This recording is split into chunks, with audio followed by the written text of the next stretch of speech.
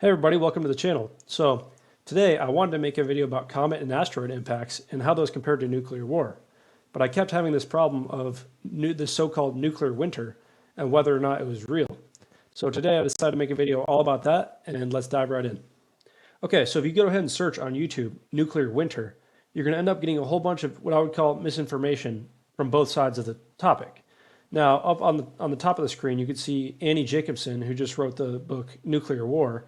And she basically describes nuclear winter as sort of a fact and kind of the mainstream view. The same thing with this Kurzgesagt video. They basically give an extreme scenario of a nuclear winter, and they really do not give a nuanced view of what happens. Now, on the other side of the issue, we also have some major problems.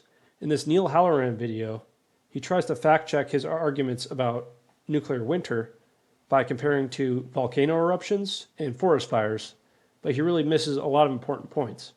And now the second video, Canadian Prepper, saying why nuclear winter is a myth, I would say, also oversimplifies the topic, and he really just cites a short section of one paper that I'll get into. Now, on the mainstream academic side, the discussion is really dominated by these two scientists, Alan Robock and Brian Toon. Now, they've become so influential at this point that they're basically taking a victory lap and even claiming that their theories have, in some ways, saved the world. Now, the original theory for nuclear winter was created in 1982 with this paper from Crutzen and Birks. Now, this was more of a crude paper, and it mentions forest fires and crop fires and things like that, but it really hit the mainstream in 1983, which is what's called the TAPS paper. And TAPS stands for the names of the authors. And in particular, Carl Sagan was a co-author of this paper. And so he had a lot of influence in the mainstream, and this became a very popular topic thereafter. Now, getting into the nuclear winter theory itself, it basically goes something like this.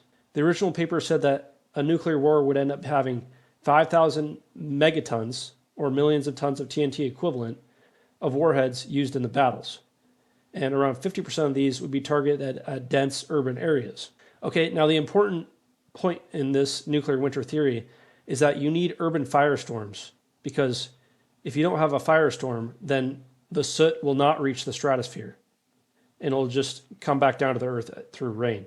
Now, the next part of the theory says that once it gets into the stratosphere, it won't come down through precipitation, and it'll be heated up by the sun, and therefore it'll loft higher into the stratosphere.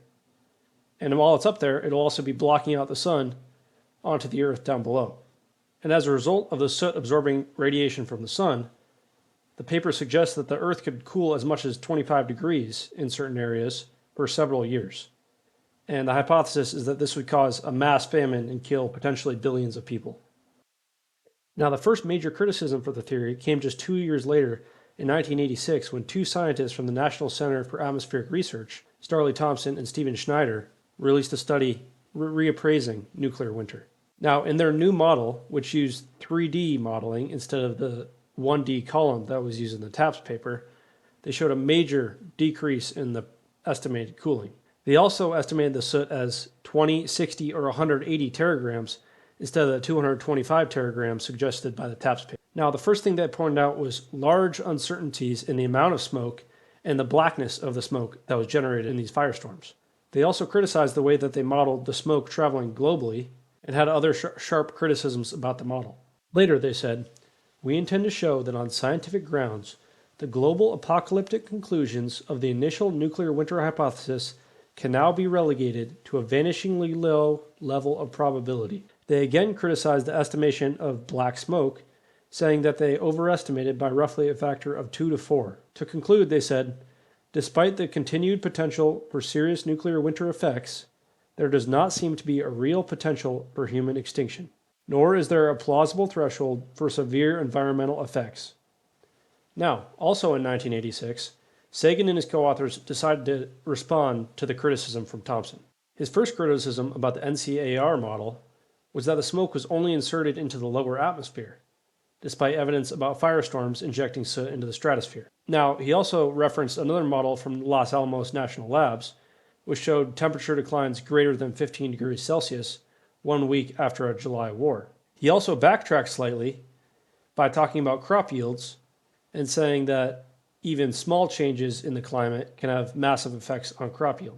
Now, the Los Alamos lab paper that he mentioned is actually closer to the NCAR model than to the TTAPS model. Next, Sagan compared nuclear winter to the asteroid that supposedly killed the dinosaurs. Now, looking back on this in hindsight, the argument doesn't hold up quite as well.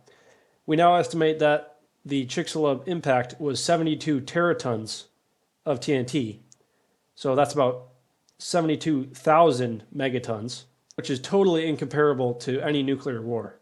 Here, Sagan does make a good point about Beer's law, and here he's just explaining that there will be a threshold for amount of nukes used where you get a sort of exponential effect on the cooling of the Earth. He justifies this for using the worst case estimates in his model, although he also argues that he's not actually using worst case estimates.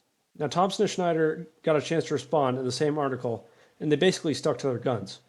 First, they sort of restated their criticisms for the TAPS model, saying that they were just using a one-dimensional atmospheric column, and that they were assuming a completely land-covered planet, and that this would basically result in 50% error in their model. They also pointed out an error in the seasonality in the TAPS model, and they also emphasized that their model for the 10 coldest days would only be 8 degrees Celsius cooler. Now, they also responded to Sagan's claim about Beer's law and about the need for a threshold, and they argued that since there would be dense, thin smoke clouds as the smoke spread out across the Earth, that this would only produce mild effects and perhaps even a surface warming. Finally, they argued against the theory that the global cooling would last for several months or even years, and saying that it would just last for weeks after a nuclear war. Finally, they brought in some of the politics of Sagan's argument and criticized his idea that there should be a 99% reduction in the level of nuclear arsenals based on nuclear winter. And finally, they restated that the question of human extinction is once again a vanishingly low level of probability. So, between 1986 and the 2000s, the most major contribution to the conversation was this 1989 paper from Richard Small. So, all the studies before this had basically made some general assumptions, but Richard Small actually pointed out hundreds and thousands of military targets and civilian targets and calculated the soot based on that. So he based his model on 3,000 megatons of total yield and 4,300 targets, and he ended up with 37 teragrams of total smoke. And he even mentions their previous estimates range from 60 to 160 teragrams, and even more for the TAP study. The next contribution didn't come until 2007, when Owen Brian Toon, one of the original authors of the TAPS paper, wrote this study on regional conflicts. So his study was based on using 15 kiloton weapons and targeting them at very large modern cities. And so his final takeaway is that this would produce 1 teragram to up to 5 teragrams of soot. He also mentioned the small study, which predicted 37 teragrams of smoke for a full-scale attack, and said that his results scaled linearly with the amount of targets. He also addressed one of the biggest holes in the argument for the nuclear winter theory. Basically, during World War II, there were dozens of cities that were firebombed and had major firestorms. But to argue against this, he uses his 5 teragram estimate, saying that the World War II fires would only be 5% as much smoke, and they would be spread out over time. And therefore, because the optical depth would be so small, they wouldn't be able to be observed, at least back then. Okay, and now we get to the 2007 Robock paper, which is really one of the key arguments in the modern discourse. And there have been several modern studies that kind of build off of this paper. So the first error I noticed right away is in 2007, they say that Russia and the United States have 10,000 weapons and basically assume that all of these would be used in a potential conflict. In fact, their total warheads at that time were closer to 5,000, and the number of deployed warheads was even lower. Now here Robock is explaining how much dust and smoke they're estimating in their study. And he even says, "We do not conduct detailed new studies of the smoke and dust emissions from nuclear attacks here." He then says he bases it off previous studies and mentions the Toon Paper, but he only uses the 5 teragram estimate and never even mentions the 1 teragram estimate. He also never cites the small paper with the 43 teragram estimate, and instead just asserts that roughly 150 teragrams would be emitted by the use of the entire current global nuclear arsenal. So first of all, it's not reasonable to assume the use of the entire global arsenal. And second of all, the 150 teragrams number was just simply made up. And the 50 teragram number was also made up. Now, I decided to do my own little study and kind of make an estimate of the soot if it was to happen today. So based on international treaties, we know the basics of the number of warheads that the US and Russia have deployed. And if you add them up, it's a total of around 800 megatons, nowhere close to the 5,000 megatons cited in the Robock study. So we also don't have as many warheads as because many of them are on strategic bombers that maybe would not be able to be used right away.